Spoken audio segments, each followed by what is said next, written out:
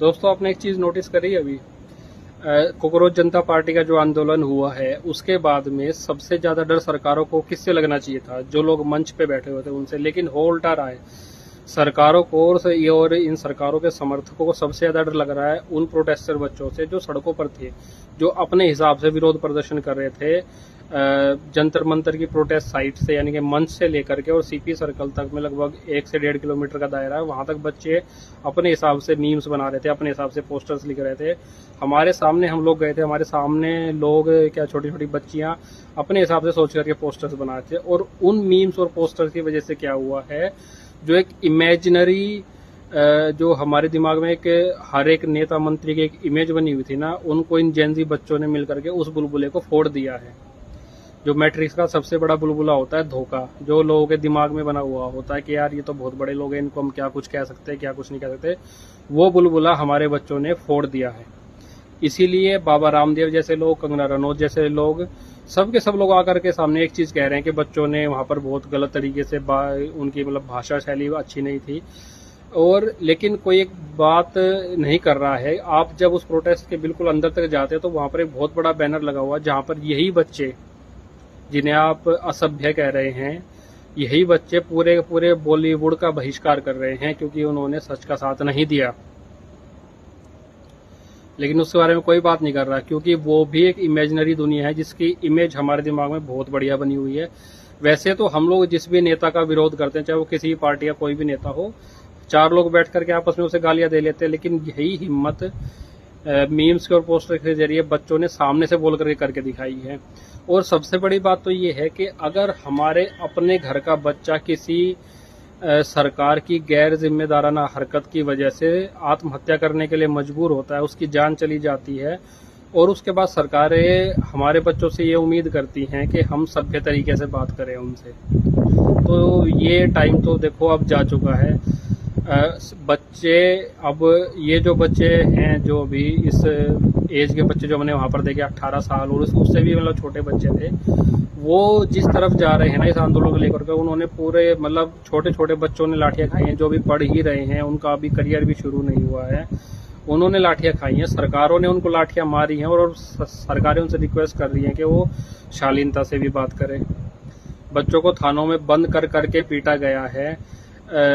सभी ने वीडियोस देखे हैं कि बिना टैग के, बिना वर्दी के लोगों ने बच्चों को डंडों से बेरहमी से पीटा है, और मीडिया के सामने पीटने की हिम्मत करी है। और आप चाहते हो कि ऐसे बच्चे आपको सामने से सच भी ना बोले कि आप कैसे हो और आपके बारे में हम क्या सोचते हैं।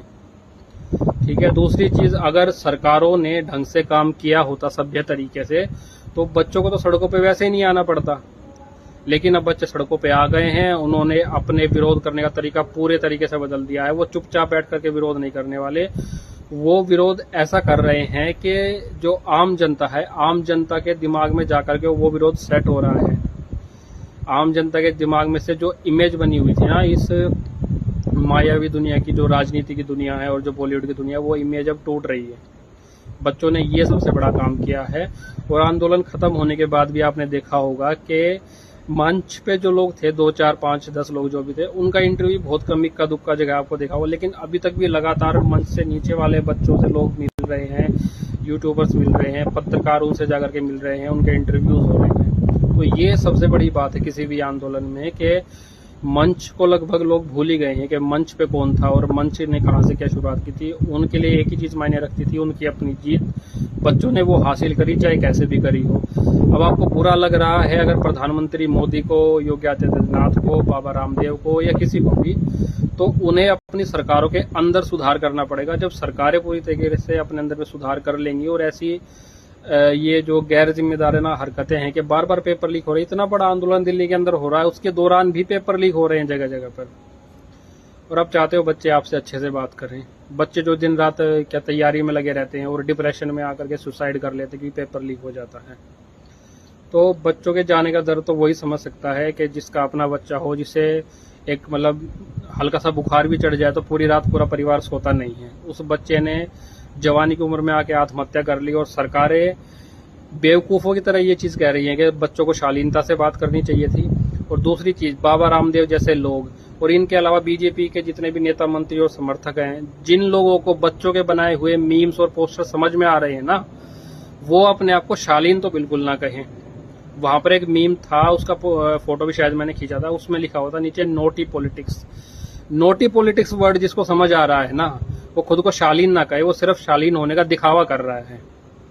ठीक है, सरकार जो मंच पे लोग थे उन लोगों से ज्यादा बच्चों से डरी हुई है, और ये बहुत बड़ी बात है। बच्चों ने वो कर दिखाया है जो शायद पिछली पीढ़ियां उतना नहीं कर पाई थी। पिछली पीढ़ियां जीत जाती थी, लेकिन इन्होंने सरकारों के मन में वो डर बिठाया है जो लगातार मतलब ना बढ़ता ही जा रहा है, क्योंकि ये चीजें ना रुक नहीं रही है। आंदोलन के बाद भी बच्चे, कॉमेडियंस इसको सरकाज़म, उसको मीम्स को तरह तरह घुमा करके हर जगह दोबारा से पेश कर रहे हैं, और लोगों के मन में जो इमेजिनरी, एक जो कि मायावी दुनिया यहाँ पे बनी हुई थी ना बॉलीवुड को लेकर और नेता मंत्री को लेकर के, वो मायावी दुनिया अब लोगों के मन से टूटने लगी है। लोग अब आपके बारे में जैसा सोचते हैं वैसा ही आपको सामने से बोलेंगे भी, और उनको अगर बच्चों को आपको रोकना है तो आपको पहले अपने अंदर सुधार करना पड़ेगा।